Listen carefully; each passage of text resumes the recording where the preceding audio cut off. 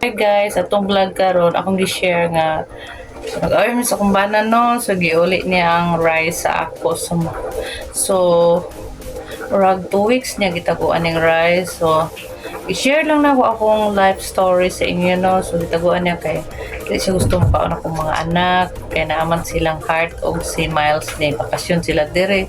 So easy fame na. So iyang giuli kay ako man pong gitaguan yung phone, akong gitaguan ang iyang mga ubang gamit. So away mag-asawa man no, usay gusto na ko siya ipapauli silang country pero loy man siya no, gusto siya mauli pero gusto po siya dili. Tapos gani na nagpapansin siya. So today is Friday, I'm doing my vlog, it's nearly 8 in the evening. So gusto lang ako i-share akong life no dito sa Philippines with my husband. So inana ginano mag-away-away pero so nana akong bugas diri nga tunga sa sako nga tarani nga siya. So iyan nang gihuli sa ako.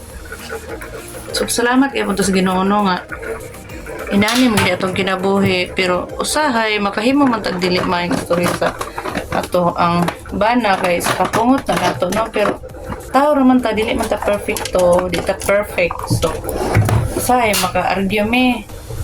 Wala ito kanina mga early morning, dili siya early morning, nagkimo kong mga video nga kanang ang tao ba maratag ibas nila mag-away.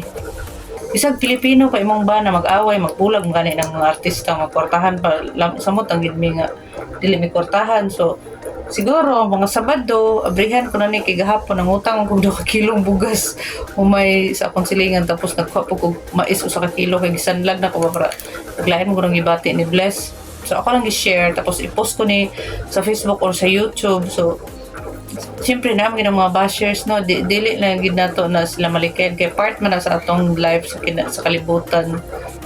O dili pa nato sila i-accept nga kanang mga discrimination murag dili ta belong diri sa kalibutan kay journey na nato mga katawhan sa Ginoo no nga nagdi tay mga libaong agian kay aron maabot ta sa tuktok sa atong padulngan. So maura to akong vlog, i-share lang nako. So God bless sa inyo tanan o daghang salamat sa inyong pag-view ani akong video o God bless. So mga itagpasaylo kay tao raman ta kanunay ginan ato i-apply sa atong kaugalingon no, as long nga wala ta gitapakan tao usay atong ba makapangyarihan usay manakit ba pero tao raman ta ang atong buhaton kung maghimo tag mga salaypanon sa atong mga ilang tagpasaylo sa Ginoo kay ngano dili man ta perfecto, wala po naghimo ang kalibutan para perfect ang tarang tao no. So namang gitaw magpapiling perfect bisag mura po sila correct ba kusog man judge sa akong sitwasyon diri pero okay raman nga himuon ko nilang famous diri sa akong lugar kay ano dili man ta perfect. So inana gina sila kasi siyempre dili nila ma-place nga siguro akong bana pobre.